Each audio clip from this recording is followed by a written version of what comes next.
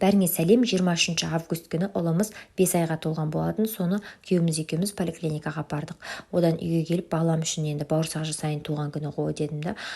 Тестамес деген не бар ғой, хлебопечкаға қамырын илеп ала қояйыншы деп салып кнопкаларын басып сөйтсем 2 сағат 20 минутта илеп өзі жаңағыдай көтеріліп қамырды ашытып береді екен. Ой блин дедім да, құрсыншы дедім, бола берсінші дедім. Сонымен оның арасында әйтеуір ұйықтап алдым, үйімнің тірлігін істеп алдым.